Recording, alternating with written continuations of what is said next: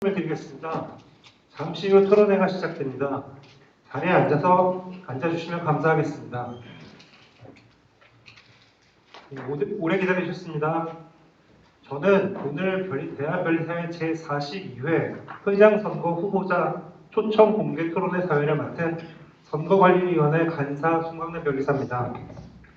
오늘 토론회는 이 자리에 참석 못하신 회원분들을 위해 유튜브로 실시간 방송됩니다. 그럼 토론회 시작에 앞서 선거관리위원회 전관출 위원장님의 인사 말씀이 있겠습니다. 선거관리위원장 전광출입니다. 반갑습니다. 오늘 공개 토론회는 선거관리위원회 운영규정 제9조에 의거해 선거 참여 확대 및 후보자 정책 검증을 위해 개최되는 자리입니다. 여러분 이미 공약집을 받아보셨겠죠. 공약집이 일종의 설면접이라고 한다면 오늘은 구술면접에 해당된다고 할 수가 있겠습니다. 오늘 토론을 통해서 여러분들이 후보자들의 면모와 자질들을 충분히 파악하는 데 도움이 될 수 있는 기회가 됐으면 좋겠습니다. 감사합니다.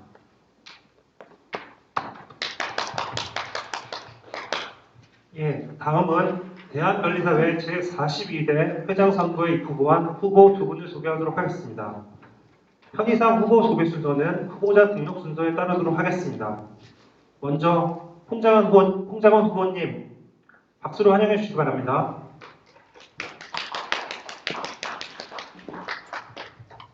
다음으로 엄정환 후보님 박수로 환영해 주시기 바랍니다.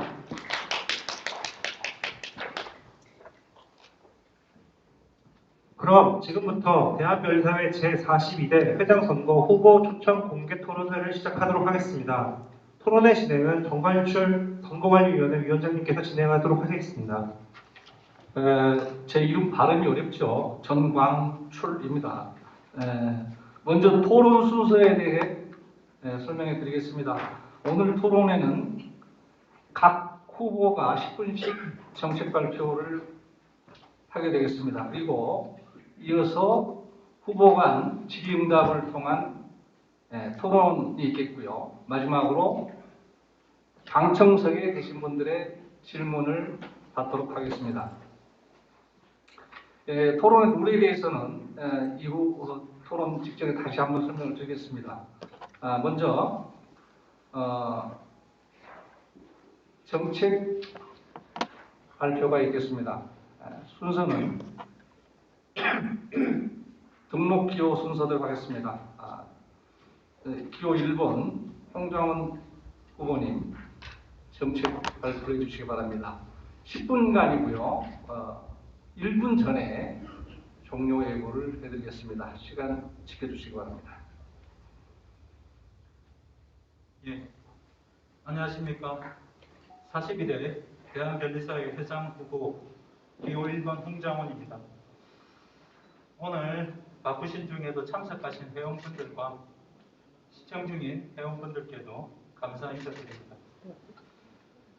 저는 코로나 팬데믹과 함께 임기를 시작하여 여러 위기 속에서도 41대 회장직을 무사히 마치고 다시 소임을 다하고자 출마하게 되었습니다. 저는 지난 2년 변리사의 위상을 높이고 입지를 다지기 위해 쉼없이 달려왔습니다. 우선 우리 변리사들이 역량을 제대로 발휘할 수 있도록 주변 환경 개선에 많은 노력을 기울였습니다. 특허청 등 정부 IP 용역 과제에서 저가 수주의 원인인 가격평가 제도를 폐지하였으며 그동안 저가 수입이 원상이었던 온라인 광고 시장을 개선하기 위해 지속적인 자정 캠페인을 펼쳐왔습니다. 또한 갈수록 심화되고 있는 무자격자의 불법 변리행 행위를 근절하기 위해 모니터링을 강화하고 검찰 고발 등 강력하게 대응해 왔습니다.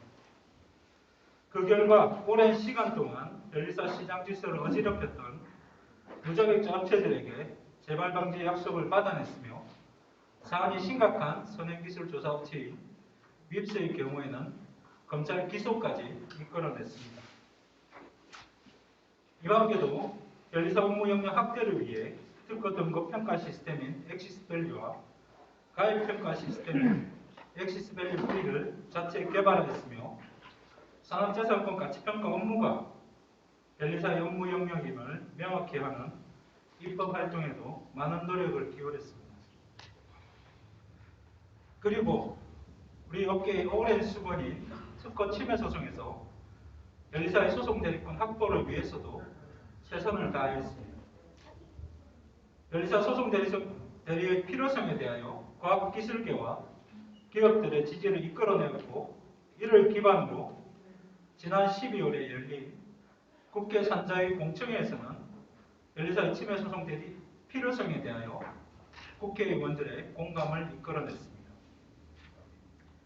또한 신사업 추진의 일환으로 경기도와 기술보호데스크 협약을 체결하고 변리사 회에서 운영하여 회원분들께 기업과의 상담 기회를 제공하였으며, 기술보조기금과 협약을 맺어 기술 거래 시에 필요한 컨설팅 업무 기회를 제공할 예정입니다. 이제 저 홍장원이 임무 완수하고자 합니다. 지난 2년간 철저히 준비해왔기에 7대 공약을 반드시 성사시켜 우리 변리업계를 정상화시키겠습니다. 첫째, 대한민국의 과학기술 보호와 IP 경쟁력 강화를 위해 반드시 변리사의 특허 침해 소송 대리권을 찾아오겠습니다. 우리는 늦어도 너무 늦었습니다.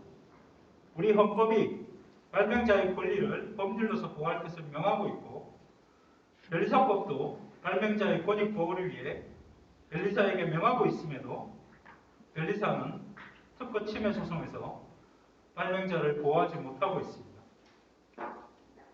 지금 특허 침해 소송 대리권 법안은 그 어느 때보다 통과 가능성이 높습니다. 특허 쪽 역시 올해 중점 업무로 추진 계획에 포함시켰습니다. 제가 2년간 다져온 만큼 제가 마무리하고자 합니다. 둘째, 무자격자의 불법 변리의 행위를 완전히 근절시키겠습니다. 유독 변리 업계에서만 무자격자 업체가 난립하고 있습니다. 이로 인해 저가 수입이 판치고 수혜자 피해가 급증하고 있습니다. 지금 입스 등 고발 사건들이 법원에서 재판 중이므로 제가 반드시 유죄 확정을 받아 발본세번하겠습니다. 셋째, IP 가치평가 시장에서 변리사의 주도권을 확실히 확보하겠습니다. IP 가치평가는 변리사의 고유 업무입니다. 변리사가 중심이 되어야 IP 가치평가가 신뢰할 수 있습니다. 그럼에도 잘못된 정책과 불완전한 법 체계로 변리사들이 하청업체로 전락하고 있습니다. 저 홍장원이 이미 준비된 시스템과 법안으로 IP 가치평가 시장을 탈환하겠습니다. 넷째, 수가 정상화를 위해 모든 노력을 다하겠습니다. 대한민국은 지금까지 IP 양적 성장을 중시해 왔습니다. 그러다 보니 덤핑 추론과 장롱 특허가 난무하고 있습니다. 이제 사정 노력과 함께 고품질 IP 정책을 확산시켜야 합니다. 저 홍장원은 광고심의위원회를 본격 가동시키고 정부의 R&D 평가 지표에 정성평가를 도입하며 정부의 IP 관련 습관 현실화를 강력히 요구하겠습니다. 다섯째, 변리사의 직역 확대를 위해 기술보호 데스크 외에도 브랜드 보호 데스크와 기술 창업 지원 데스크를 잇따 운영하겠습니다.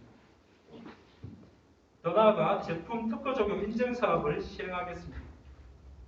제품에 대한 특허 적용 요구는 우리 변리사들의 전문 업무이기에 당연히 변리사에게 의뢰하는 홍토를 만들어 가겠습니다. 또한 상표 거래 트렌드에 맞추어 브랜드 가치 평가 시스템도 개발하여 상표 거래 분야에서 변리사들이 주도권을 확보할 수 있도록 하겠습니다. 그 이외에도 최근 대법원의 법무법인 상표 출원 대비로 허용한 판결을 무력화시키기 위해 변호사의 자동자격 폐지 법안을 추진할 것이며 민생 현안 중심의 회원 서비스를 확대하겠습니다. 그리고 마무리하기 전에 제가 지난 2년간 변리사 회장을 수행하며 느낀 점을 꼭 전달하고 싶습니다.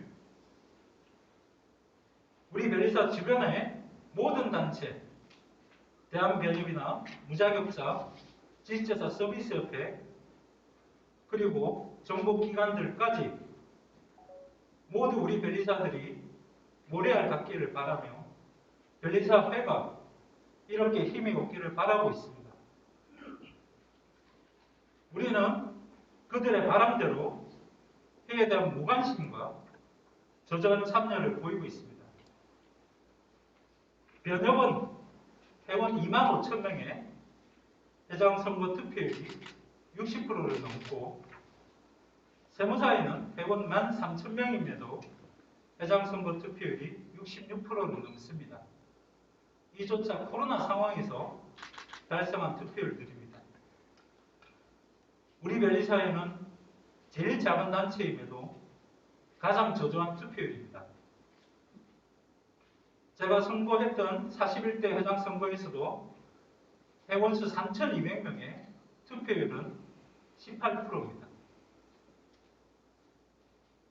그래서 지난 2년간 제 마음이 많이 불편했습니다. 제가 좀 더 성과를 이뤘다면 여러분들이 더 관심을 가졌을 텐데 라는 아쉬움과 회한도 남습니다.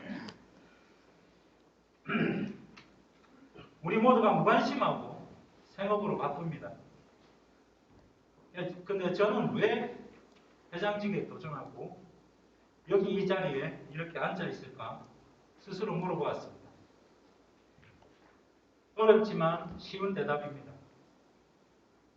그냥 제가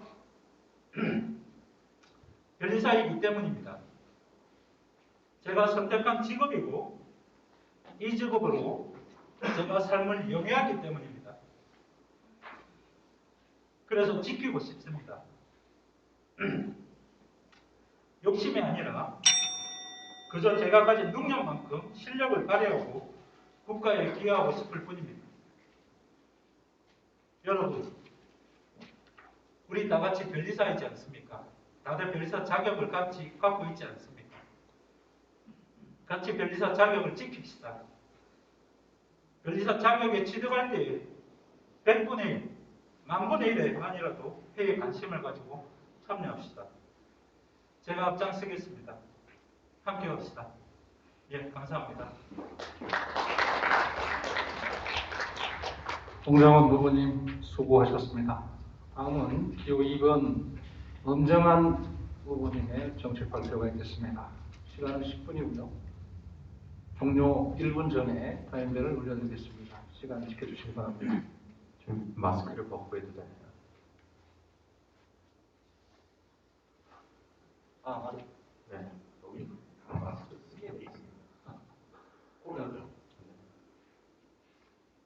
방역 지침상 어떻게 잘 됩니다.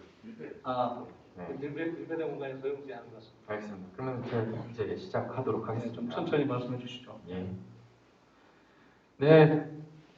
존경하는 대한변리사회 회원 여러분, 반갑습니다.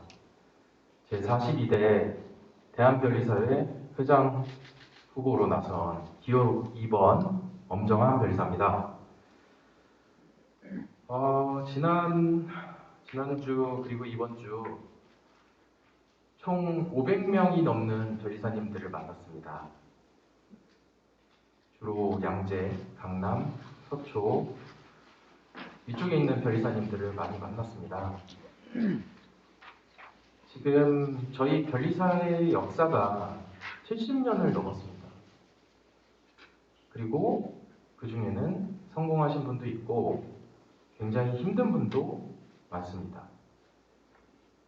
저는 43회 2006년도에 합격한 49살의 젊은 변리사입니다.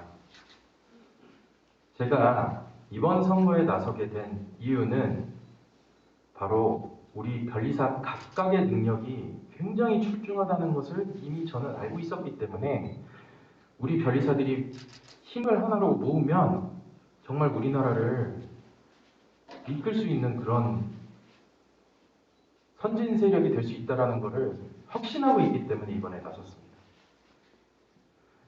제 이력은 제가 나눠드린 브로셔에 간단하게 써 있습니다. 제 나이는 아까 말씀드린 바와 같이 42살이고요.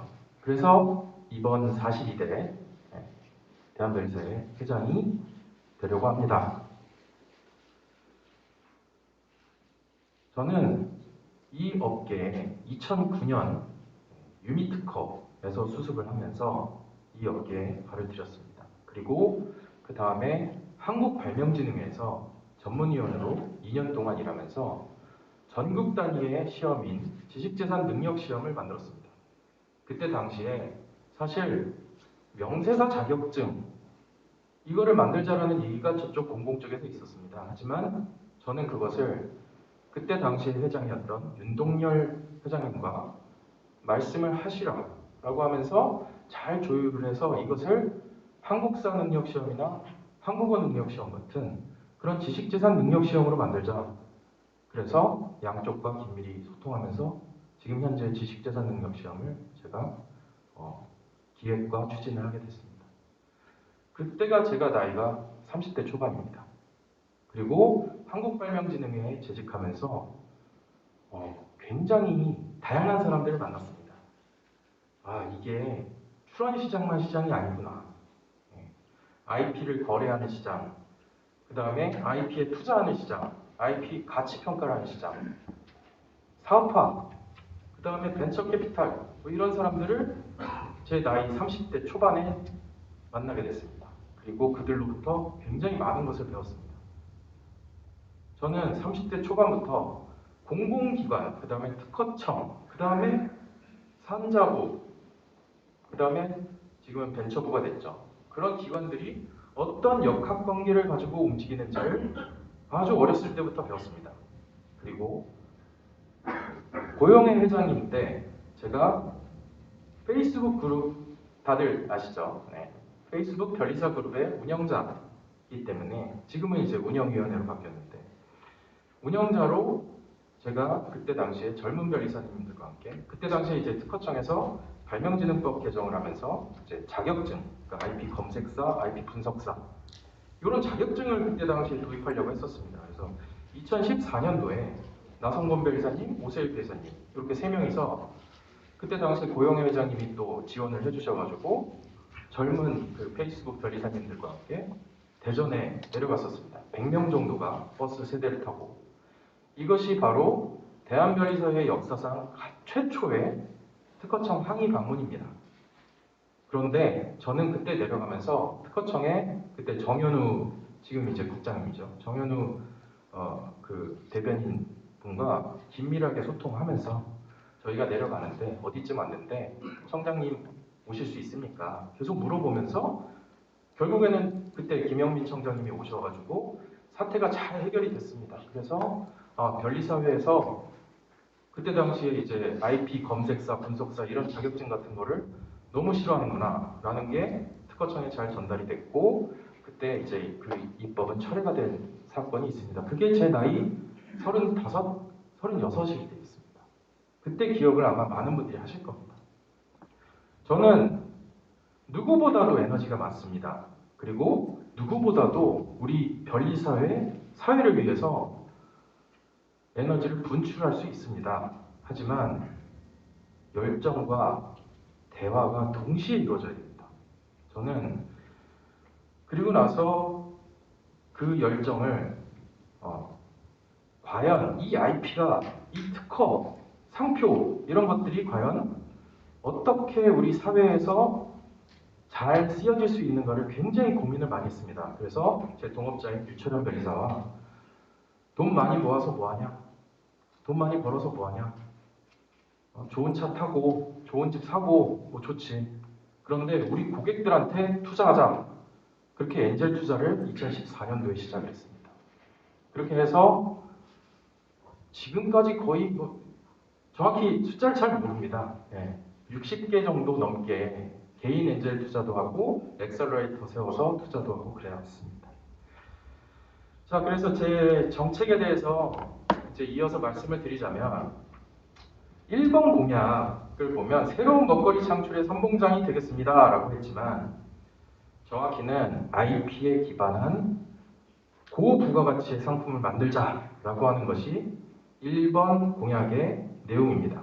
저는 유철현 변리사 그리고 서희르 변리사, 김성현 변리사, 정태균 변리사 등등과 실제로 고부가가치의 상품을 고객으로부터 아이디어를 얻어서 만들어냈습니다.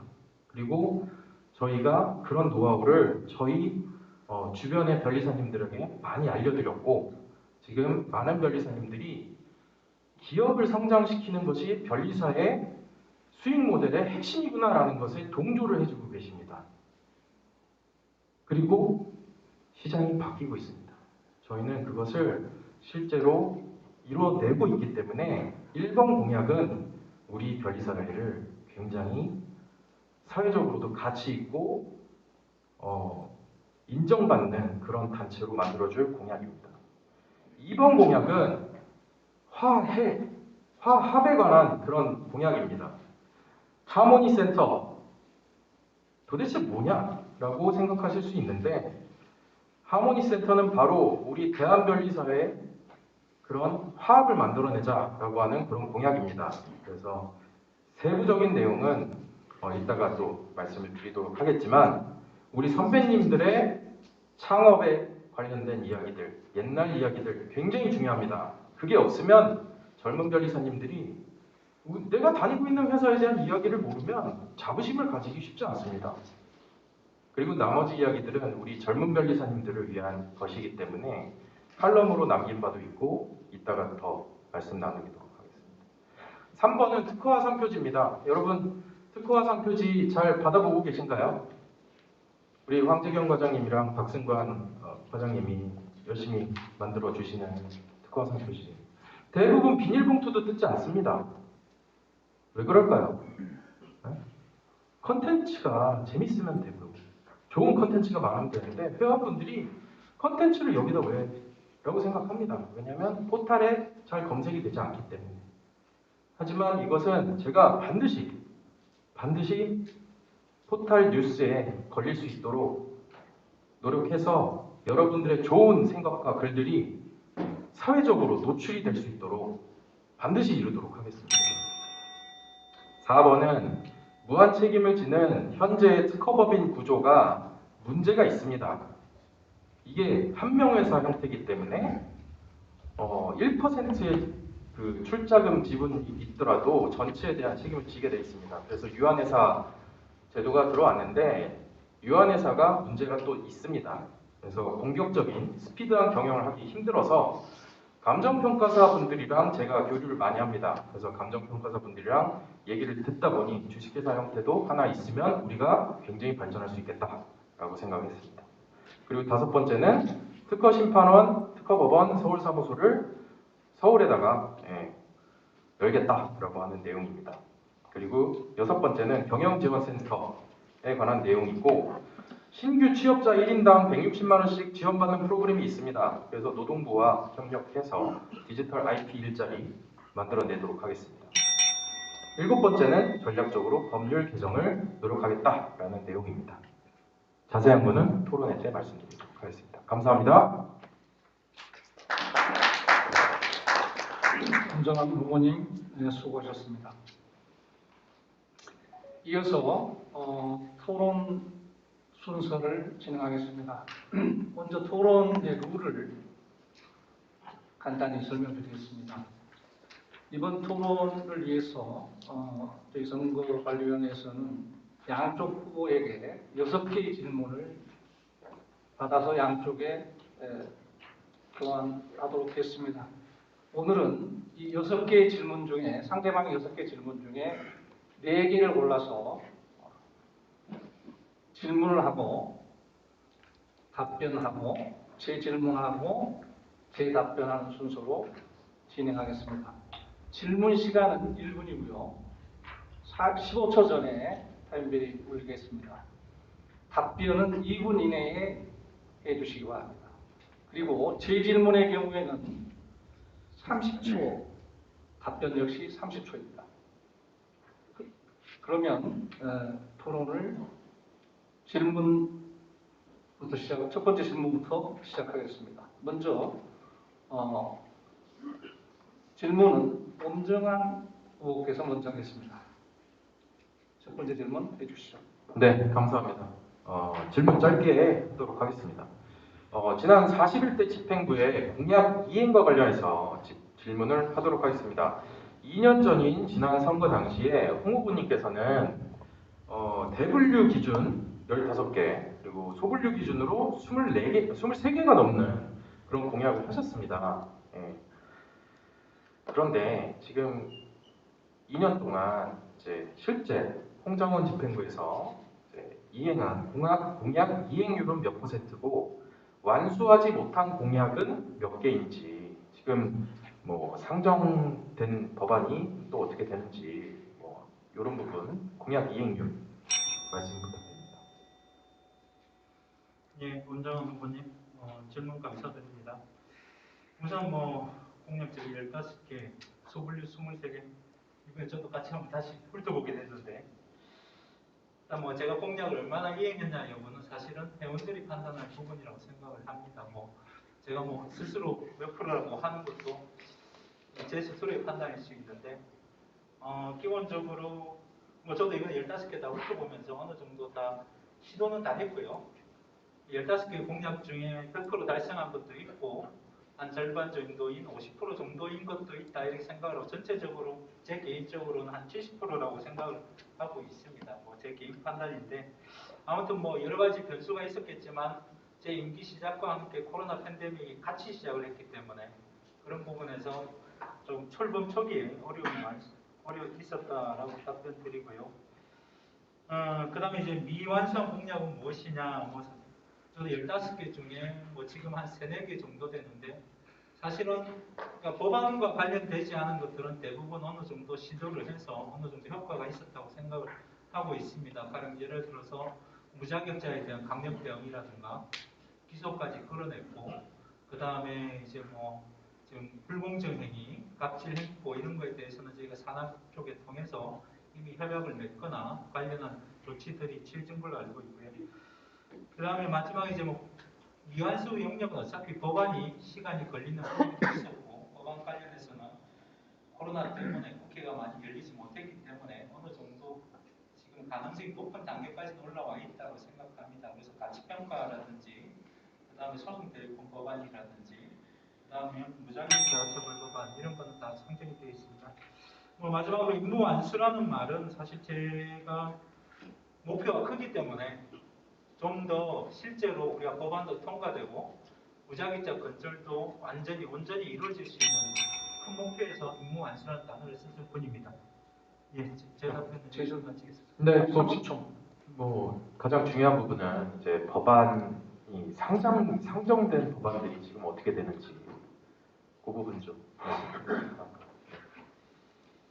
공약 중에 이제 그 부분이 많이 있었기 때문에 공약 중에 법안이 많지는 않았고요. 제 공약을 다시 한번 보시면 아실 텐데 어쨌든 제가 법안은 제 임기 동안 9개의 법안을 상정을 했고 다들 아시다시피 지금 무쟁점 법안이나 광고 관련된 법안들 같은 경우에는 국회만 열리면 통과 가능성이 높을 거고 무엇보다 지금 소송 대리권 관련해서는 공청회까지 끝나서 여야 국회의원이 모두 공감하는 법안이기 때문에 가장 시급하고 가장 가능성이 높다 그렇게 말씀드리겠습니다. 네, 감사합니다. 다음은 홍정원 후보의 첫 번째 질문 해주시죠. 1분. 예, 엄정한 후보님께 질문 드리겠습니다. 아시다시피 지금 최근 대법원에서 법무법인의 상표 출원 대리를 허용하는 판결을 선고한 바가 있습니다. 사실 이 사건은 2017년부터 시작이 되었고 1심에서 저희 특허청이 패소를 하고 2심에서 저희 변리사에서 인식을 하고 참가 신청 등 여러 가지 조치들로 했지만은 이미 때가 늦은 감이 있어서 2심에서도 패소를 했고요. 그 판결이 2017년 대법원에 선고한 이후로 올해 2월달에 대법원에서 변호사의 손을 들어주는 법무법인의 상표 출원을 허용하는 판결이 나왔습니다. 이에 대한 원인과 대책을 말씀 주시기 바랍니다. 네, 감사합니다. 일단은 이번 판결이 올해 2월달에 나왔기 때문에 많은 회원분들이 그 현 집행부에서 이거에 대해서 대응을 이제 미진하게 한 거 아니냐 이런 말씀들을 좀 많이 하고 계십니다. 그런데 저는 그거에 대해서 그렇다 아니다라고 이 자리에서 말씀드리기 좀 힘듭니다. 지난 집행부에서 열심히 하신 거에 대해서는 알기 때문에 그거에 대해서 우리 앞마당이 털렸다 그런 굉장히 고성이 많이 오가고 있긴 하지만 저는 이것에 대해서 이제 굉장히 고민을 많이 했습니다. 그래서 지난번에 대법원 앞에서의 집회에서도 참석을 했고 그때 또 발언 기회도 있어가지고 발언도 하고 했습니다. 제가 봤을 때는 이것은 사법부의 입법권 침해입니다. 이 사건은. 그런데 우리 변리사 출신의 국회의원이 있었다면 그렇다면 또다시 법 개정을 통해서 막을 수도 있다고 봅니다. 왜냐하면 법무법인이라고 하는 게 변리사의 요건에 들어가 있지 않기 때문에 그건 법률 규정상 당연한 것인데 사법권이 그렇게 변호사 제 식구 감싸기로 들어가는 겁니다. 이거는 사법부의 입법권 침해입니다. 그래서 저는 그러니까 변리사 출신의 국회의원들을 더 배출할 수 있는 그런 지원을 하도록 하고 싶고요. 그리고 이거는 약간 게릴라전인데 국회 앞에다가 버스를 제가 랩핑해가지고 갖다 놓고 싶습니다. 왜냐면 이거는 국회가 모욕을 당한 거라고 봅니다. 저는. 물론 우리한테 타격이 있지만 국회의원들이 사법부에 의해서 농간당하고 있다. 이렇게 버스에 이렇게 앞에 갖다 놓고 싶습니다. 제주군. 예. 일단 저 대법원 판결문 좀 보셔야 되는데 네. 대법원 판결문에 의하면 입법권의 재량에 맡기게 되어 있기 때문에 국회를 능단한 건 아니고요.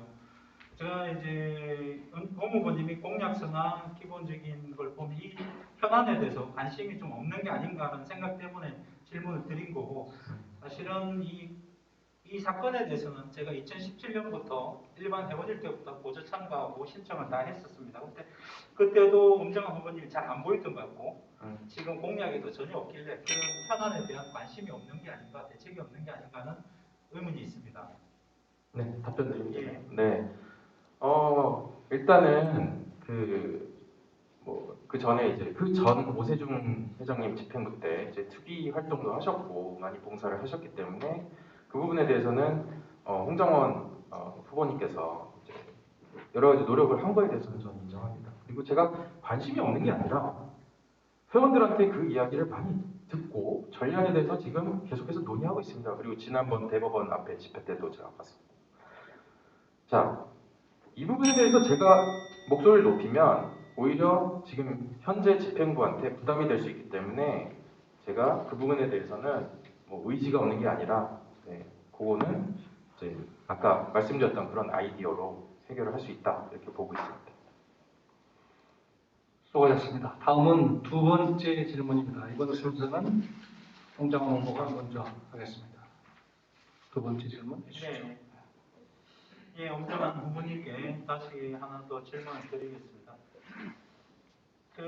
엄정한 후보님은 최근 선거 유세 등을 통해서 거국 내각으로 집행부를 구성하겠다라는 말씀도 많이 하시고 또 대통합을 이룰 수 있는 본인이 적임자다라는 말씀을 많이 하시는데 사실 이제 거국 내각이 구성이 실제 가능한 건지 과연 그 구성을 제대로 잘 구성할 수 있을지 이런 부분에 대해서 궁금하고요. 그 다음에 통합을 이제 외치셨는데 통합은 외친다고 되는 게 아니라 실제로 우리가 무엇을 가지고 하나의 중심을 묻혀야 되는데 그 부분에서 어떻게 통합을 할 것인지 또 마지막으로 본인이 적임자라고 하시는데 정말 적임자라고 생각하시는지 예 묻고 네. 싶습니다. 예. 네, 감사합니다. 좋은 질문 주셔서 너무 감사하고요. 제가 이제 그 거국 내각을 구성하겠다 이렇게 어디서 들으셨는지 모르겠지만 일단은 내각이라는 말이 좀 거창한 것 같습니다. 저희가 정치 집단도 아니지 않습니까? 저희는 회원들의 친목과 화합과 발전을 위한 단체이기 때문에 여당 야당 이런 게 없다고 봅니다. 저는. 그래서 거국 내각이라고 보다는 집행부에 남녀노소 능력 있는 분들을 모시겠다. 저는 이렇게 얘기를 하고 있습니다. 그것은 아마 홍 후보님께서도 당연하다라고 생각을 하실 것 같습니다. 자, 그리고 화합과 단결의 변리사회를 만들기 위해서 일단 저는 그래서 발로 뛰었습니다. 그래서 500명 넘는 변리사님들을 최근에 집중적으로 만나면서 우리 회를 이끌어갈 수 있는 그런 좋은 능력이 있는 분들을 많이 만났습니다. 그래서 그 부분에 대해서는 제가 2011년부터 회 활동, 회 봉사를 했기 때문에 그 부분에 대해서는 저희 선배님 그리고 후배님들이 이미 다 잘 알고 계시리라고 생각합니다. 그리고 적임자 부분에 대해서는 많은 분들이 이제 아시겠지만 저는 페이스북 변리사 그룹을 2009년도에 만들어가지고 그때부터 사람들이 서로에 대해서 알기 시작했습니다.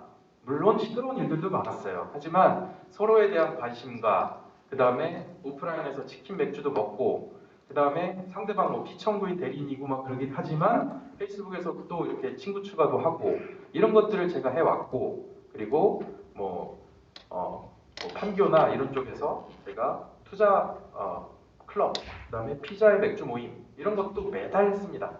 거의 3년 가까이 계속했고 저희 BLT 운영하면서 연말마다 고객들하고 파티도 하고 저는 네트워크 연결의 적임자입니다. 감사합니다. 예, 제 질문 30초.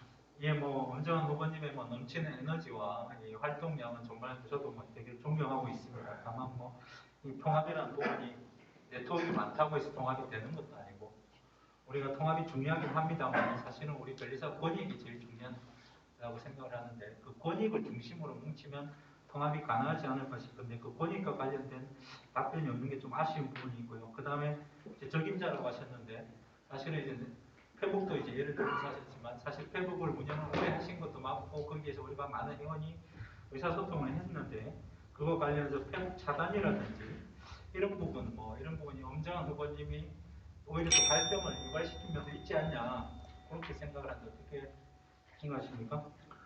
일단 그 부분에 있어서는 지난번 선거 때 너무 그 열기가 좀 뜨거웠었습니다. 말이 열기라고 하지만 일단은 여기 계신 정광철 여사님 포함해서 일단 그런 부분에 대해서는 저는 사과를 구하고 싶고요.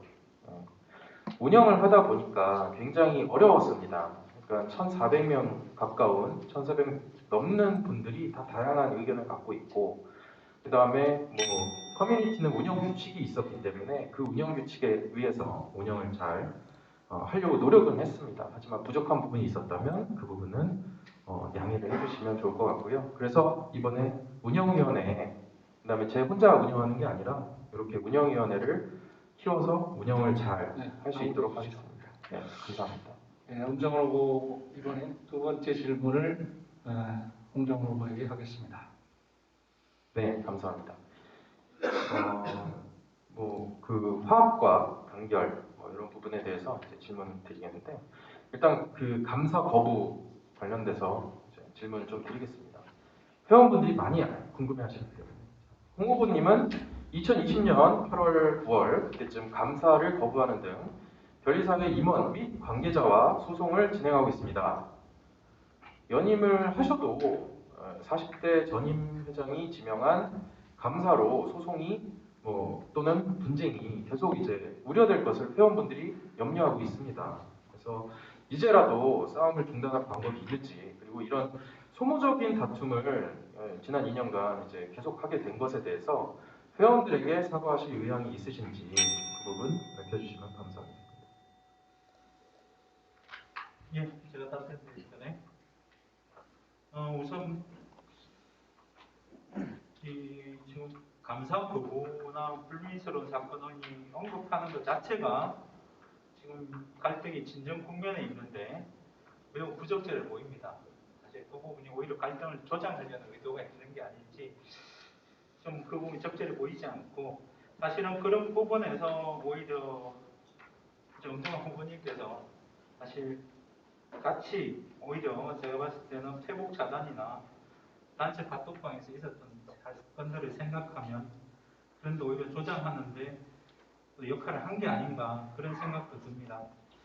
그리고 지금 이제 감사 관련해서는 어쨌든 뭐 제 개인적인 생각이나 이런 부분에서 진정 국면에 있고, 그리고 지금 아까 소모적인 다툼이란 말씀을 하셨는데, 사실 우리가 더 나아가는 방향을 위해서는 이런저런 갈등이 있을 수가 있고 모두가 각자의 위치에서 최선을 다할 수 있는 건데, 그 자체를 소모적인 다툼이라는 것 자체도 굉장히 그러면 회원들이 전에 있는 회원들이 그런 말을 하더라. 염정한 후보님이 말씀하시는 것 같고, 예, 뭐 어쨌든 소모적인 다툼이 아니고 네. 결국 더 앞에 우리 미래를 향한 어떤 그런 갈등이었다, 그렇게 봐주시면 감사하겠고, 뭐 엄정한 후보님이 이제 뭐 제가 혹시라도 연임을 하게 되면 또 그런 일이 반복되지 않겠냐 이 말씀을 하시는데, 뭐 어쨌든 지금 말씀드렸듯이 어느 정도 우리가 진정되는 국면이고 또 대승적인 차원에서 얼마든지 대타협을 할 수 있다고 저는 생각을 하고 있습니다.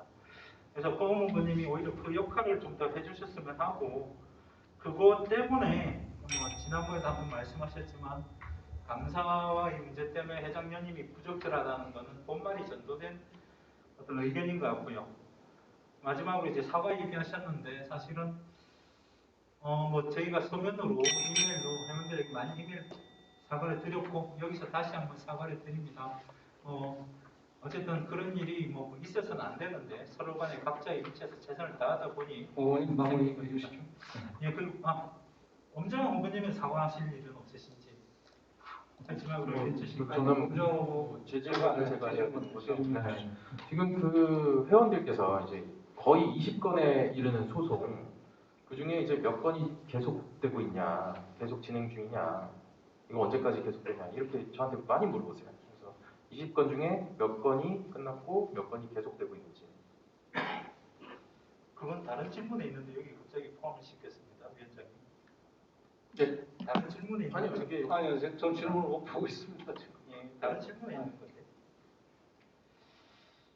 제 질문. 이건 그냥 제 질문입니다. 그러니까 예. 그 감사님과의 그런 예. 소송과 그러니까 분쟁과 관련된 부분이고 숫자에 예. 관해서 숫자에 관해서 숫자에 관해서요? 예, 뭐 지금 20건이라는 거는 예, 일단 사실과 다르고요. 실제로 우리가 19건 정도로 카운팅하고 있는데 개인 간의 다툼, 엄정한 후보님도 뭐 고소고발에 관련돼 있지만은 개인 간의 다툼을 빼면은 실제 그보다 훨씬 더 사건은 적고, 그리고 뭐 이미 다 종결됐기 때문에 실제로는 권한은 한 3건 정도 남아 있는 걸로 알고 있습니다. 예, 답변됐습니다. 네. 그 사실 확인은 아마 나중에 해야 되겠지만 일단 다음 세 번째 질문이죠. 네. 엄정한 후보께서 세 번째 질문 네, 감사합니다. 시작하겠습니다.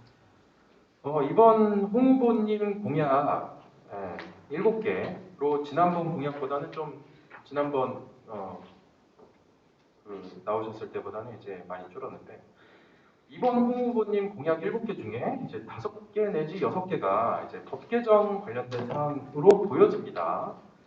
그래서 이런 것들은 이제 2년 전 공약과 이제 거의 유사하거나 이제 좀 동일한 부분이 있는데 지난 2년간 성과가 없었다라고 보는 회원들도 있습니다. 그래서 연임을 해도 대여섯 개 정도의 쟁점 법안 통과가 이게 쉬워 보이지 않는데 법 하나 통과시키기도 참 힘들지 않습니까? 근데 지금 공약 중에 대부분이 그 쟁점 법안이라서 자 실현 가능성이 얼마나 되고 2년 전과 다른 새로운 전략이 있는지 한번 답변 부탁드립니다.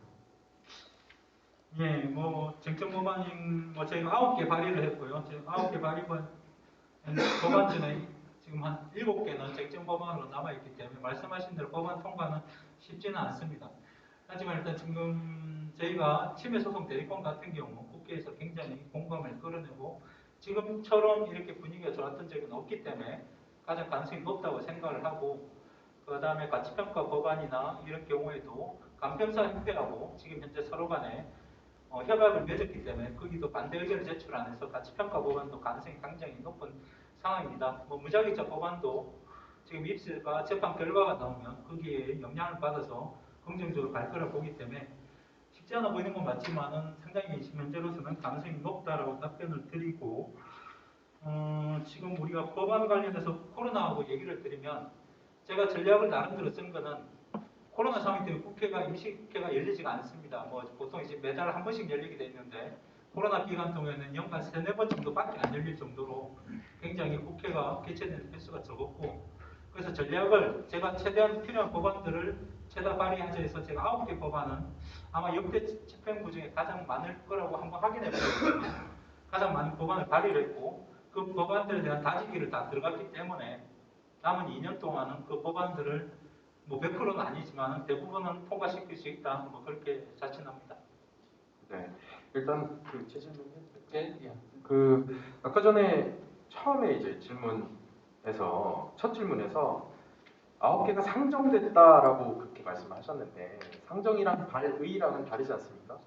근데 지금 상정이랑 발의랑 지금 약간 혼동되게 말씀을 하셨는데 그 부분에 대한 사실 확인이 좀 필요하고요. 그리고 소송 대리권 그러니까 선택적 공동 소송 대리 관련해서는 제가 그 예전에 분당갑 김병관 의원하고 그때 당시에 집행부 때는 상정까지 가서 산자위까지도 통과를 했었던 그런 내용인데 그때보다 지금이 분위기가 더 좋지는 않지 않나, 네, 그런 생각도 좀 드는데 뭐 지금 상정과 발의 이 부분에 대해서 좀 구별해서 말씀드립니다. 예, 뭐 발의한다고 다 상정은 다 됩니다. 모든 게 9개 법안. 다만 심사가 되냐 안 되냐 문제인데 그 부분은 소송 대리권 법안 같은 게 심사가 됐고 무작위자 그 명의 대여 같은 경우는 법안이 다 통과가 된 상황이고요. 그다음에 소송 대리권 관련해서 김병환 의원은 그건 좀 허위 사실인데 산자위 통과하지 못했습니다. 산자위 통과 못했고 소송 대리권 법안은 지금 산자위 통과한 적은 10년이 넘습니다. 제가 10년이 넘고 국회에서 이렇게 공청회를 공식적으로 한 경우도 드문 걸로 알고 있는데 어쨌든 국회 공청회를 좀 보시기 바라고 마지막으로 소송 대리권 같은 경우는 엄정한 후보님이 잘 아시겠지만 저희 집행부에서 국회 활동 관련해서 본인이 담당을 하셨는데 저희 소송 대리권 법안이 발의된 단 8개월이 걸렸습니다. 제가 영정환 후보님께 맡겼었는데 그 부분에 대해서 좀 저희가 서로가 이견이 있었고 그 부분 때문에 이제 엄정환 후보님이 좀 나간 것도 집행부에서 나가신 걸로 알고 있는데 어쨌든 엄정환 후보님이 나가고 나서 제가 2달 만에 발의를 시켰습니다. 그래서 그 부분에 엄정환 후보님도 발의가 늦어진 부분에 대해서 책임이 있지 않나 그렇게 생각합니다. 잠깐 물 한 잔씩 하시죠. 예.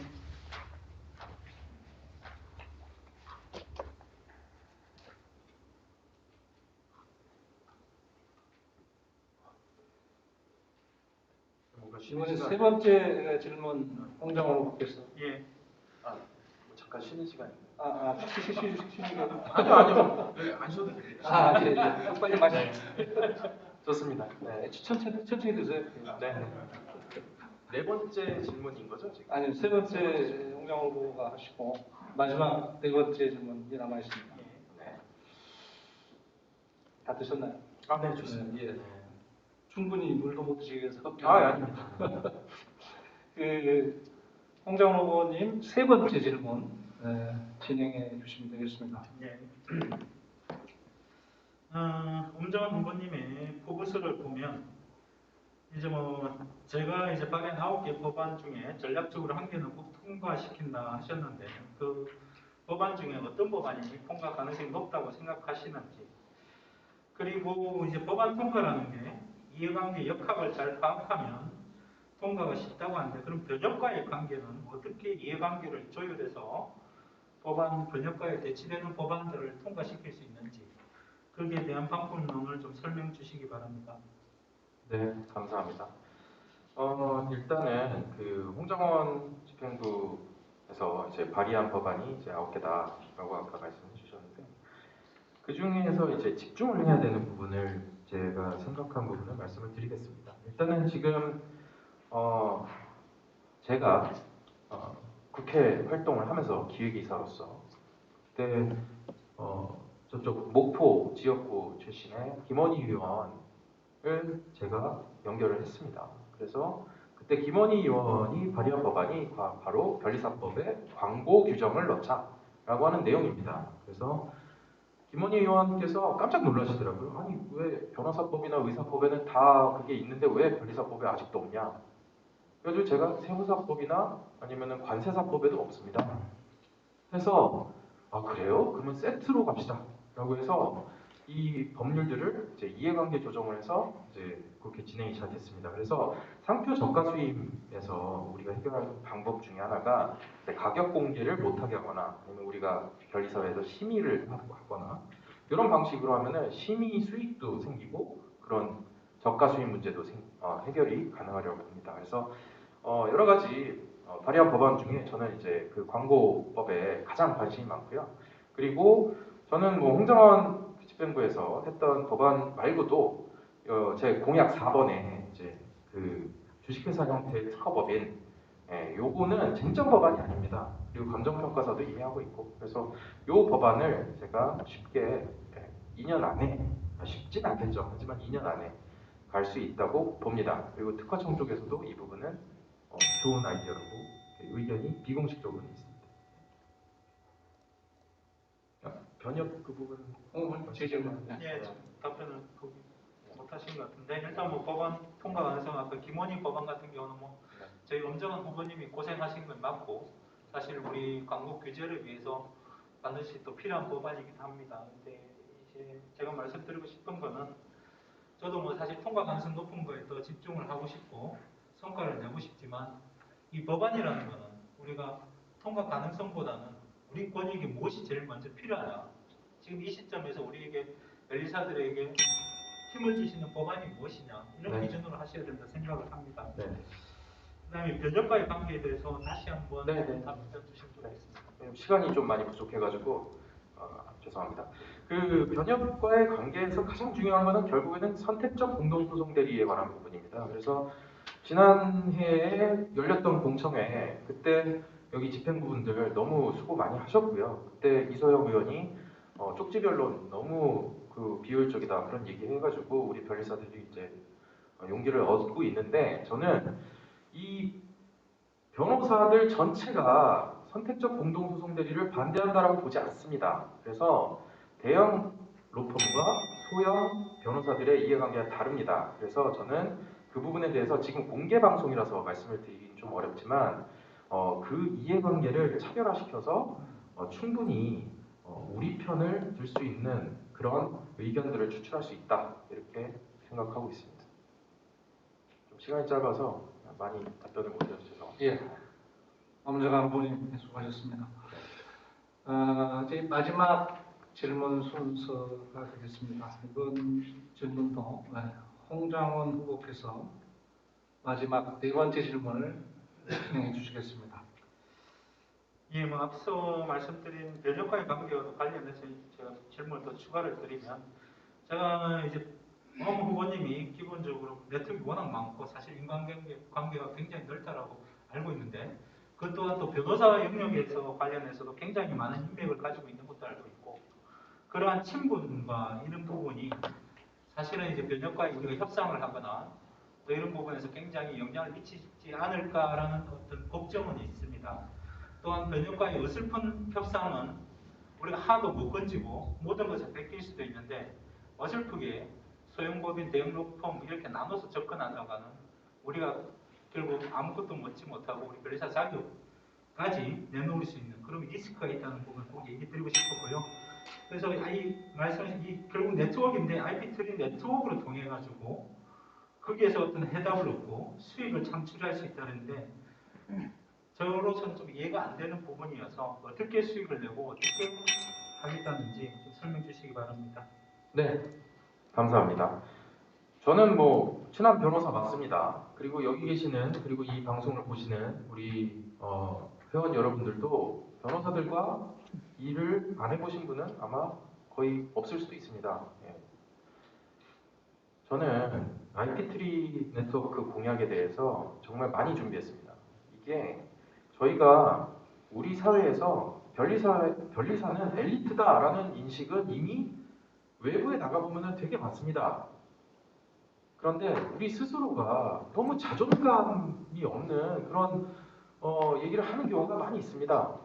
그런데 저는 한 번도 그렇게 생각하지 않고요. 저를 만나는 변리사님들마다 변리사 직업이 굉장히 좋은 직업이고 우리 직업은 우리 고객사, 출원인들 이런 사람들과 대화를 하면 할수록 수많은 사업 기회가 있다라는 그런 공감대를 많이 얻고 있습니다. 그래서 IP 트리 네트워크가 이게 뭔가 좀 구체적이지 않다라고 생각하실 수 있는데 그것은 경험을 많이 하시면 됩니다. 울타리 밖에 경험을 많이 하시면 이 비즈니스 전체 산업 구조 속에서 우리 변리사가 할 수 있는 일들이 굉장히 많고 그 다음에 무궁무진한 그런 기회와 높은 부가가치의 상품을 많이 만들 수 있다는 것을 알 수 있습니다. 그래서 저는 회장이 돼서 우리 변리사가 우리 변리사 개별 변리사들과 변리사회가 대한민국 산업계를 지도할 수 있는 리딩할 수 있는 그런 항해사가 될 수 있도록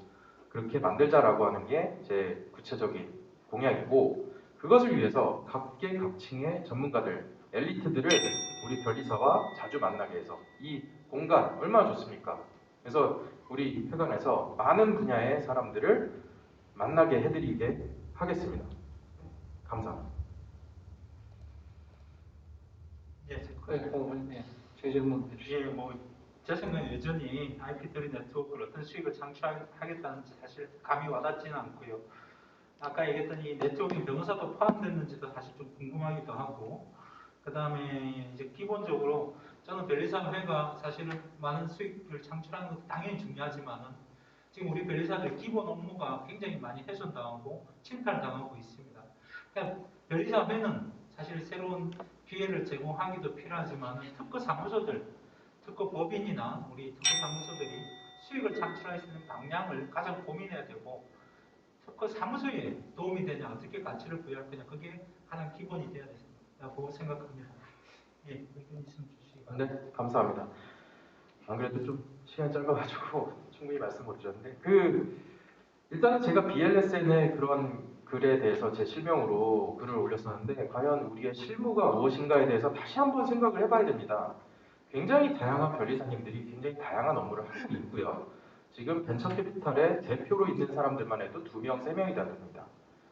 그래서 저는 수가를 올리는 것에 대해서는 이미 저희 법인에서 기존의 수가가 훨씬 높은 그런 상품도 만들었고요. 그것은 저희를 도와주시는 박사님들, 그 다음에 금융인들 이런 분들의 아이디어가 결합돼서 만들었던 겁니다. 그래서 저는 울타리 밖에 그런 다양한 사람들이 결합돼서 다양한 변리사의 수익 모델을 만드는 그런 것을 2년 동안 여러분과 함께 하겠습니다. 참여해 주시면 감사하겠습니다. 엄정한 후보님, 네, 수고하셨습니다. 마지막으로 그 엄정한 후보님의 네 번째 질문 진행하겠습니다. 네, 감사합니다. 저는 그 선후배 변리사들과의 교류와 화합을 이루고 변리사들의 권익 증진을 도모하기 위해서 화합이 이루어져야지 다양한 이야기들이 이루어질 수 있기 때문에 그래서 권익은 기본적으로 화합을 기초로 한다라고 생각을 합니다. 그래서 하모니 센터를 설립을 해서 우리 선배님들의 이야기들도 영상으로 아카이빙 만들고 특허 법인 영상 백서 그리고 선배 변리사와 후배 변리사 간의 멘토 매칭 그리고 2030 변리사들과의 토크 콘서트 이런 부분들을 하모니 센터라고 하는 그런 공약으로 준비를 했는데 홍정원 후보의 의견이 이제 궁금하고 그다음에 홍정원 후보는 회의 화합과 단결을 위해서 지난 임기 동안 구체적으로 어떤 것들을 했고 그다음에 앞으로 이제 재임을 만약에 하시면 어떻게 하실 건지 그렇게 한번 화합을 위한 전략 이런 것들 궁금합니다. 예, 질문 제가 예. 답변 드리죠. 예, 질문 감사드립니다. 일단 하모니 센터 사실 그런 부분 굉장히 저도 긍정적으로 생각을 하고 필요하다고 생각하는데 사실 이 부분이 우선순위로 봤을 때 과연 이 하모니 센터를 통해서 우리가 어떤 새로운 가치를 창출하거나 우리 변리사의 권익을 보호할 수 있냐 이 부분이 사실 이전에 고영희 회장님도 이런 시도를 해서 이미 많이 노력을 하셨지만은 이 활동이 어느 정도 중단이 되고 거기에서 당장의 어떤 권익을 위한 어떤 장치나 제도가 나오지는 않았다고 알고 있습니다. 그래서 하모니센터가 필요하고 그 부분도 저도 동의를 하고 제가 당선이 되면 하모니센터의 아이디어는 좀 체험하려고 하는데 제가 2년 동안 화학과 단결을 위해서 무슨 일을 했냐라고 사실 화합과 단결이 당연히 중요합니다. 통합도 해야 되고 그러나 제가 생각하는 화합과 통합은 결국엔 우리 변리사 권익이 최우선이 돼야 되고 우리 권익을 위한 이 제도와 정책이 개선이 되면은 우리 전체의 이익이기 때문에 전체 이익을 가는 관점에서 제도 정책을 성과를 달성하면 자연스럽게 화합이 되지 않을까 생각하고 있습니다. 그래서 제가 어머니께 꼭 얘기 드리고 싶은 거는 통합이 중요하지만 통합을 최우선 과제로 두면 통합만 하고 우리가 얻을 수 있는 게 없을 수가 있습니다. 그래서 정책 집행이나 제도 개선 이 부분이 우선시 돼야 된다. 그래서 그것만이 성과를 낼 수 있고 우리가 지금 우리 주변의 환경을 개선시킬 수 있다. 그래 생각합니다. 예. 네, 뭐 그러면은 뭐 추가 질문, 질문 해도 되죠? 네, 지난 40대 집행부 때는 그때 이제 그 변리사회 회원 게시판에 보면은 그 동호회 신청 같은 게 한 18건 이렇게 있었는데 그 41대 집행부 때는 그런 동호회 집행 그 신청 이런 게 한 건밖에 없었습니다. 그래서 조금 그런 회원 간의 화합과 단합 뭐 이런 부분에 좀 약하지 않았나 보여질 수 있는데 그 부분에 대해서는 좀 뭐 물론 코로나 때문에 힘든 부분이 있었습니다. 근데 이제 그 부분에 대해서는 어떻게 평가를 하시는지. 동호회 많이 생기면 좋겠지만 코로나 상황으로 기존에 있는 동호회도 해체되는 순간에 새로운 신청이 있기가 쉽지 않았고요. 뭐 말씀하신 대로 뭐 동호회는 더 적극적으로 좀 활성화될 수 있도록 뭐 제가 다시 재선이 되면은 뭐 더 활성화시키도록 노력하겠습니다. 네, 감사합니다. 두분 후보님 장시간 고생 많으셨습니다. 이것으로서 두 분 질문과 답변을 통한 토론 순서는 마치도록 하겠습니다. 마지막 순서로 방청석의 질문을 받아보겠습니다. 우리 방청석 질문 있으신가요?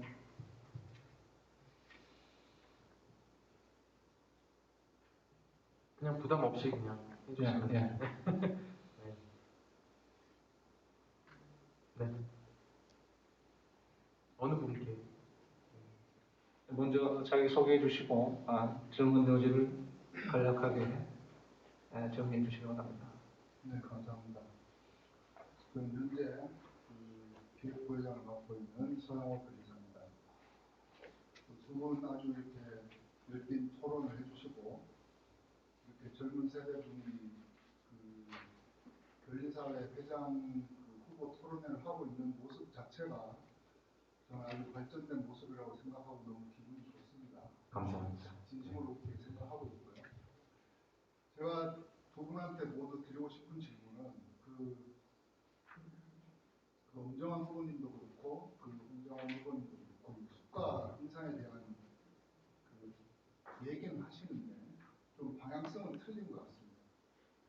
제 개인적으로는 수가 인상이라는 게 결국 고양이 목에 방울 달기와 같은 것이고 엄정한 후보님이 얘기하신 사무소만의 노하우 뭐 그런 게 작용할 수도 있지만 사실 그게 이제 변리사회 차원에서 할 수 있는 일이냐 그런 데 대해서는 조금 의문이 들고요. 그 다음에 이제 저희 집행부에서 노력을 했지만 뭐 공공기관 수가 인상 뭐 그런 부분 노력했지만 사실 그렇게 아주 크게 효과가 없다는 것은 사실이기도 합니다. 그래서 저는 개인적으로는 이런 수가 인상이라는 것이 결론적으로는 특허의 가치 인정, 그러니까 결론적으로 지금 사법부에서 인정하고 있는 침해소송 배상액이라든지 아니면 특허권 행사에 관련된 아마 경험해 보셔서 아시겠지만 우리나라는 특허권 행사가 너무나 어렵습니다. 그 다음에 데이터 잘 아시겠지만 특허 침해소송 배상액 중간값이 6천여만 원밖에 안 되고요. 그래서 개인적으로는 돈을 들이고 R&D를 투자해서 법원에까지 가서 침해소송 배상액이 6천만 원밖에 나오지 않는다면 특허를 내고 싶지 않은 게 당연합니다. 그래서 이런 부분에 대해서 저는 사실 변리사회가 물론 이 변호사회하고 어떤 문제도 있고 사법부의 문제도 있는데 그런 부분에 대한 제형이 좀 필요하다고 생각을 하고요. 그래서 특허청에서도 아시겠지만 K 디스커버리라든지 침해소송 배상의 현실화에 대한 그 정책을 특허청장이 주요 과제로 추진한 적이 있습니다. 근데 아시겠지만 침해소송 대상인이나 K-디스커버리가 오히려 그 국내 업체들 주로 큰 대기업들에 의해서 반대 의견이 나오고 결과적으로 부상이 됐습니다. 그래서 이런 부분에 대해서 과연 변리사회 회장이 되신다면 어떻게 추진하실 건지 답변해 주시기 바랍니다. 네, 서영호 부회장님께서 수가와 관련된 질문을 해주셨습니다. 양쪽 후보 모두에게 드리는 공통 질문인 것 같습니다. 그런데 시선이 우리 엄정한 후보 쪽에 먼저 많이 가 있는 것 같아서 그쪽에 먼저 드리겠습니다. 네, 감사합니다. 2분 이내에 답변을 부탁드립니다. 네, 좀 약간 빠르게 말하겠습니다. 제가 그 부분에 관한 질문을 회원들한테 굉장히 많이 받았습니다. 수가를 도대체 어떻게 올릴 거냐. 자, 그런데 수가를 누가 정합니까? 수가를 누가 정하죠? 기업이 정합니까? 변리사가 정합니까? 특허청이 정합니까? 연구소들이 정하나요? 답은 다 틀렸답니다. 이게 가치에 관한 문제입니다. 여러분, 우리가 제공하는 서비스가 과연 얼마의 가치가 있을까요? 이 가치는 서비스 수요자와 서비스 공급자, 그리고 정부, 그 다음에 연구소, 이 모든 이해관계자들이 모여서 이야기를 해야 됩니다. 그리고 결정적으로 작년에 있었던 정세균 총리께서 굉장히 비난을 했던 LG 에너지 솔루션과 SK 이노베이션, 왜 국내 기업이 미국 가서 소송을 합니까? 그거는 특허청에 굉장히 큰 타격이었다고 합니다. 특허청 계신 분들한테 얘기 들어보니까 굉장히 타격이 많았대요. 그리고 그거는 특허청만의 문제가 아니라 우리 변리사들의 문제이기도 합니다. 그래서 국내에서 IP의 가치가 인정받는 그런 케이스를 만들어야 되고, 저희 선배님인 최달용 변리사님께서도 저한테 알려주셨던 게, 한국에서 왜 인커밍이 한국으로 많이 들어오냐 제가 궁금했었어요, 옛날에. 그래서 질문했는데 최달용 변리사님께서 그런 얘기 하더라고요. 한국은 생산 기지이기 때문에 한국에서 한국의 특허를 확보할 필요가 있다. 그래서 최달용 변리사님 일본 고객들이 많이 온다. 자, 근데 여기서 잠깐만요. 우리가 원장을 보니 잠깐만요. 진행상 지금 우리 질문해 주신 분이 현 집행부에서 부회장직을 맡고 계신 분입니다. 서영호 변호사님. 근데 지금 서영호 변호사님의 질문이 이 집행부 선거 중립 의무 관련했을 때 문제가 있지 않냐라고 해가지고 그런 문제 제기가 있었습니다. 그래서 답변은 지금까지 진행된 거니까 뒤로 돌릴 수는 없고 여기서 멈추고 다른 분의 질문을 받도록 하겠습니다. 예. 제가 다시 질문하겠습니다. 네, 좋습니다. 먼저 자기소개 좀 해주시고요. 자기소개 해주시고, 네. 네, 54기 전심열 변리사라고 합니다. 예, 네. 54기입니다. 네. 예. 네, 그래서 IP의 가치에 관한 이야기를 좀 이어서 하자면, 자, 그러면 2분 더 해도 되는 거죠? 자, 아니 이게 우리 다 공통적인 현안이기 때문에 누가 질문하든 누가 답변하든 제가 볼 때는 별 큰 문제가 없어 보이는데. 좋습니다. 자, 그래서 좋습니다. 예. 특허청에서 공동소송 대리에 관한 뉴스가 어저께 나왔습니다. 특허청에서 이제 정책 과제로 밀겠다라는 얘기가 나왔는데, 선택적 공동소송 대리겠죠. 근데 이게 특허청 쪽에서 상당한 위기를 느꼈다라고 지금 저희는 보고 있고요. 그래서 좋은 기회인 건 맞습니다. 자, 그리고 두 번째, 저 같은 경우에는 수가를 올리기 위한 노력을 지난 10년 넘게 했습니다. 가치에 대해서 굉장히 고민 많이 했습니다. 그래서 방법이 뭐였냐면 이종 영역의 전문가들을 끌어들이는 거였습니다. 그래서 투자를 좀 받은 시리즈 A나 시리즈 B 투자를 받은 그런 스타트업 기업들하고 저희가 일을 많이 하기 때문에 그들한테 물어봤습니다. 너네가 뭐 필요하냐? 그랬더니 자기네가 후속 투자 받으려면 좋은 특허가 많이 필요하대요. 빨리 필요하대요. 그래서 박사들을 저희 박사 많이 알잖아요. 저희 박사 친구들 많잖아요. 그러니까 박사들을 초빙해서 그분들과 아이디어 워크숍을 하면서 건당 700만 원짜리 케이스들을 만들어서 저희가 지금 실제로도 운영을 하고 있습니다. 저희 홈페이지에 다 나와 있는 내용이고 저희 업계분들이 많이 보셨으면 좋겠습니다. 실제로 그 소개 페이지가 조회수가 굉장히 높아요. 자, 그리고 마지막은 비즈니스 전체를 봤을 때 우리가 할 수 있는 일이 굉장히 많아요. 기술 특례 상장을 할 때 저희가 컨설팅을 할 수도 있고, 그 다음에 세관에서 문제가 생겼을 때 우리가 풀어줄 수도 있습니다. 그래서 제가 말씀드리는 IPTV 네트워크라고 하는 게 그게 돈 냄새가 안 나 보일 수도 있지만, 근데 이게 바로 우리가 제공하는 서비스의 가치를 높이는 그런 단초가 될 거라고 저는 확신합니다. 네, 마무리해 주시고. 홍경 의원님, 예, 네, 거기에 대해서 말씀해 주시죠. 예, 뭐 습관 인상은 뭐 사실 저도 그렇고 모두가 다 우리가 바라는 상황인데 습관 인상이라고 대외적으로 얘기를 하면 사실 그 부분이 설득력이 떨어집니다. 그래서 사실 이제 습관 정상화라는 말을 쓰는 게 정확할 것 같고요. 지금 비정상적이지 않습니까, 그죠? 그래서 습관을 정상화하려면 어떠한 노력을 해야 되냐 이런 부분에서 저는 가장 기본적으로 이 대한민국의 IP 정책이 양적 성장에 매몰되어 있었기 때문에 사실 이 박리담의 형식으로 특허 출원을 양적으로 출원한 거죠. 저희가 GDP 대비 특허 출원이 세계 1등이거든요. 그만큼 우리 변리사들의 피와 땀을 갈아 넣어서 22만 건이라는 대단한 이 성적을 거두고 있는데 사실 국가의 정책이 약간 희생된 부분이 있다고 저는 생각하고 있어요. 그래서 앞으로 이제 질적 성장을 같이 병행해야 되는데 이 부분 자체를 우리가 갑자기 주장한다고 되는 것이 아니라 제반 환경을 마련하는데 우리가 관련된 정책과 제도가 우선이다. 쉽게 얘기 드리면 아까 뭐 소송 손해배상액을 얘기를 하는데 우리가 손해배상액을 높이는 것도 중요하지만 변리사들이 소송 대리권을 가지는 게 더 중요하거든요. 왜 손해배상이 낮을까 계산해보고 그리고 권리자의 지금 승소 확률은 16%입니다. 배상액을 받기도 전에 아예 패소당하는 상황인데 그게 왜 그러냐 우리가 고민해보면 변리사들이 소송에 참여해서 실제로 특허에 대한 진보성과 신규성과 침해 여부를 잘 입증할 수 저는 충분히 된다고 생각하고 그런 권리자가 보호받는 환경을 변리사들이 역할을 못했기 때문이라고 저는 생각하거든요. 그런 재반 환경, 무자격자들이 덤핑하는 거 없애야 되고 가치평가, 간편사들에 의해서 이 특허가 제대로 평가 안 되는 부분 이런 부분들이 우선이 돼야 되고 그 다음으로 수가 인상 관련해서 수가 정상화라는 말을 써야 되는데 실제로 100만원에서 200만원 올려달라 이거는 설득력이 없습니다.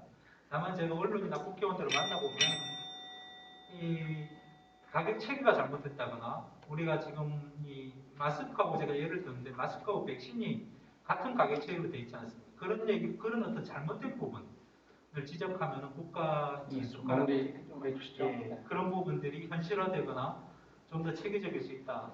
그렇게 짚고 들어가야 저는 이 수가 개선이 조금씩 이루어진다고 생각합니다. 예. 오늘 이 후보 토론회는 인터넷 방송을 통해서 아프리카 TV인가요? 유튜브입니다. 유튜브를 통해서 지금 중계되고 있습니다. 혹시 유튜브 댓글 창에 올라온 질문 있습니까? 없으시면 한 분만 더 방청석 질문을 받겠습니다. 먼저 자기 소개해 주시고요. 네, 안녕하십니까. 저는 52기 이준석 관리사라고 합니다. 일단 저는 질문을 드린다기보다는 두 분이 그래도 둘 중에 한 분이 회장이 되실 거니까 앞으로 이렇게 좀 해주십시오라는 좀 부탁을 드리고 싶어서 마이크를 잡았습니다. 일단 두 분의 공약집을 보면은 두 분의 공약이 일단 확연히 달라요. 그 가는 방향이. 그런데 엄정한 변리사님께서는 앞으로 우리 미래에 더 어떤 시장을 창출할 것인지 어떻게 화합할 것인지 이쪽에 더 돼 있고 홍장원 후보님께서는 이제 우리 변리사의 권익을 위해서 어떻게 싸우실 것인지를 이제 주로 공약을 하고 있습니다. 물론 두 분 다 서로의 그 공약에 관련 내용도 당연히 생각하고 있겠지만 그 중요성은 어디에 두느냐의 차이가 있는 것 같습니다. 근데 저는 이제 변리사의 그 한 명의 유권자로서 어떻게 보면 이제 한쪽으로 치우친 좀 언급일 수도 있겠지만 이 변리사의 전제 목적은 그 변리사 개개인이 하지 못하는 것들을 변리사회에서 대신 해주기 바란다고 생각을 합니다. 그런데 제 개인적인 생각이지만 이런 화합이나 그다음에 멘토멘티 그리고 경영전센터 너무 좋습니다. 저도 하고 싶습니다. 된다면. 근데 이런 것들은 새로운 시장도 마찬가지인데 새로운 시장 같은 경우에는 시장이 만들어지면 그 자본이 변리사들의 길을 이끕니다.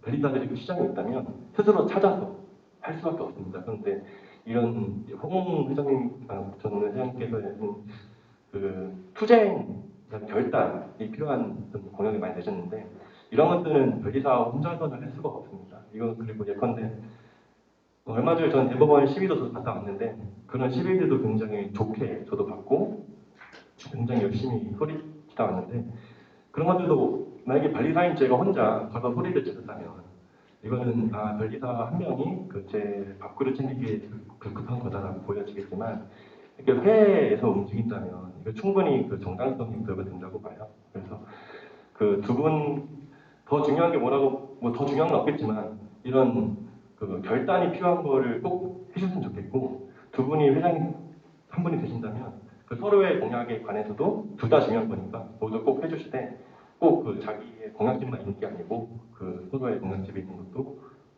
제발 꼭 좀 해줬으면 좋겠습니다. 저는 올해 30살인데요. 저는 이제 개업한 지 2년밖에 안 됐습니다. 굉장히 관심이 많고 그다음에 이런 온라인 분들 많이 듣고 계실 거니까 저도 정말로 그 공감하는 부분이 많은 저같이 젊은 변리사분들이 이런 회의 일에 좀 관심을 가졌으면 좋겠고 지금 너무 투표도 저도 하고 저는 저 주변 사람들에게는 꼭 투표도 하고 투표권 행사하고 참여해라라고 할 거니까 그 많은 인터넷 그 보고 계신 분들도 꼭 그렇게 하셨으면 좋겠습니다. 마치겠습니다. 예, 좋은 말씀 감사합니다. 마지막으로 제가 두 분 후보들께 30초 마무리 발언을 기회를 드리겠습니다. 이번 순서는 홍장원 후보부터 먼저 하겠습니다. 30초입니다. 시간을 지켜주시기 바랍니다. 예, 오늘 장시간 시청해 주셔서 여러분들께 감사드리고 앞서 처음부터 얘기 드렸듯이 저희는 투표율이 18%는 이 제일 작은 단체가 굉장히 안 좋은 방향으로 가는 거라고 생각을 합니다. 그래서 어떻게든 참여와 관심이 필요하다. 특히 지금 대한변협은 로스쿨 출신이 이미 장악을 다 했습니다. 그런데 우리 변리사들은 이제 2030 세력도 또 그렇고 좀 단합이 안 되고 참여가 너무 여전히 없다. 부디 우리 다 같이 이번 총회에는 다 모여서 단합된 모습을 보여주기 바랍니다. 예, 감사합니다. 법무부님. 네, 감사합니다. 오늘 토론회가 아마 지난번 41대 선거 토론회보다는 그래도 뭐 이렇게 회원분들이 봤을 때는 이제 뭐 싸우는 맛은 좀 덜했다 이렇게 보실 수가 있을 겁니다. 하지만 저는 그렇게 가야 된다고 봅니다. 저희 대한변리사회가 하모니를 이뤄서 대화를 통해서 숟가락 어떻게 올릴 것인가? 회장 1인에 너무 의존하거나 이렇게 해서는 안 됩니다. 우리가 대화를 하고 미래에 대해서 얘기를 해야 우리가 대한민국의 리딩 그룹이 될 수 있다고 봅니다. 네. 오랜 시간 지켜봐 주셔서 감사드립니다. 여러분 어떻게 보셨습니까? 너무 짧은 시간에 그리고 너무 딱딱한 형식으로 진행이 돼서 후보들의 면면을 충분히 볼 수 있었을지 의문스럽습니다만 여러분이 많은 관심을 가져주시고요. 특히 이번 선거부터는 우리 변리사회가 경품을 상당한 액수를 제거는 걸로 알고 있습니다. 오늘 선거가 이제 모의가 됐는데요. 500만 원 상당의 경품을 걸고 여러분 투표 참여를 독려하고 동기를 부여하기로 했습니다. 비록 그 코로나라고 하는 감염병이라고 하는 이 비상한 시국입니다만은 여러분이 관심이 바로 변리사회를 살리는 것이기 때문에 많은 투표 참여를 부탁드리겠습니다. 양 후보님 수고하셨습니다. 예, 감사합니다. 이걸로 마치겠습니다.